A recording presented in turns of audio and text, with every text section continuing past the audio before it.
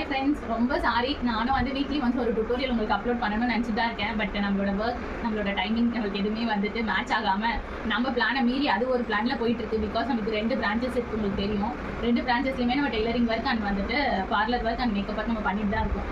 So அதனால எல்லா இடத்துலையுமே என்னோட ப்ரெசன்ஸ் தேவைப்படுறதுனால கொஞ்சம் டிஃபிகல்ட்டாக போயிட்டு இருக்கு. பட் இதுக்கப்புறம் நான் கண்டிப்பாக ட்ரை பண்ணுறேன், அப்லோட் பண்ணேன்.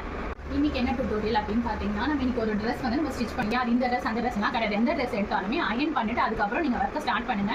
நீங்கள் நினைச்ச ஃபிட்டிங் அதில் கொண்டு வர முடியும். பிகாஸ் வந்து அயன் பண்ணாமல் நம்ம பண்ணுறோம், அந்த ஃபோல்டிங்கை பிரிக்காமல் நம்ம பண்ணுறோம் அப்படின்னா என்ன நடக்கும்னு பார்த்தீங்கன்னா, ஒரு ட்ரெஸ் வாங்கும்போது இப்போ நான் பிரிச்சுட்டேன். ஸோ நான் ஃபஸ்ட் வந்து காட்டுறேன். இப்போ ஒரு ட்ரெஸ் வாங்கும்போது இந்த மாதிரி ஒரு ஃபோல்டபிளில் தான் இருக்கும். அப்படி இருக்கும்போது இது எத்தனை லேயராக இருக்கும்னா 2 லேயர்ஸ் ஆஃப் ஃபேப்ரிக்காக இருக்கும். ஒன் சைடில் இப்படி ஃபோல்ட் பண்ணிக்கும் போது 2 லேயர்ஸ் ஆஃப் ஃபேப்ரிக்காக இருக்கும். அப்போ அந்த 2 லேயர்ஸ் ஆஃப் ஃபேப்ரிக் என்ன ஆகும்னா, இந்த உள்ள இருக்கு தெரியுமா, இந்த உள்ள இருக்க பீட்ஸ், இந்த உள்ள இருக்க மடிப்பில் எங்கேயாவது ஒரு இடத்துல இப்படி சுருங்கி இருக்கலாம். கிட்ட இந்த மாதிரி எங்கேயாவது ஒரு இடத்துல வந்து இந்த மாதிரி ஃபோல்ட் ஆயிருக்கும். உங்களுக்கு அது தெரியாது. இந்த சைடும் பார்க்கும்போது நீட்டாக இருக்கும். உள்ள இருக்க அந்த ஃபேப்ரிக் மட்டும் கொஞ்சம் சுருக்கமாக இருக்கும். ஸோ அப்போ என்ன ஆகும், அது ஒரு 1/2 இன்ச் கம்மியாகும். 1/2 இன்ச் இல்லை 1 இன்ச் 2 இன்ச் கூட போகும். ஸோ அதனால நம்ம ஃபுல்லாக ஓப்பன் பண்ணிடணும். நல்லா ஃபேப்ரிக் எப்படி நல்லா பிரித்து ஓப்பன் பண்ணிட்டு ஒரே ஒரு சிங்கிள் லேயராக எடுத்துக்கணும். ஃபேப்ரிக்கை சிங்கிள் லேயராக எடுத்துட்டு நல்ல நீட்டாக உங்ககிட்ட ஒரு ஸ்டீம் அயன் பாக்ஸ் இருந்ததுன்னா அயன் பண்ணலாம். இல்லை பிளெயின் அயன் பாக்ஸாக இருந்தாலும் காட்டன் ட்ரெஸ்ஸாக இருக்கும்போது நல்லா தண்ணியை தெளிச்சுட்டு நீங்கள் நல்லா அயன் பண்ணுங்க. காட்டன் ட்ரெஸ்ஸில் சூப்பராக இருக்கும் உங்களோட அவுட்ஃபிட்டு.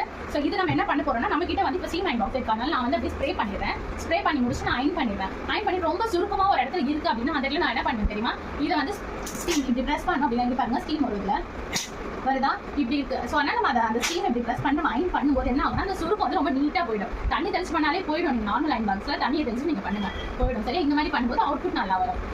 இதுக்கப்புறம் நல்ல ஒரு வீடியோவில் உங்களை திரும்பவும் மீட் பண்ணுறேன். ஓகே, பாய்.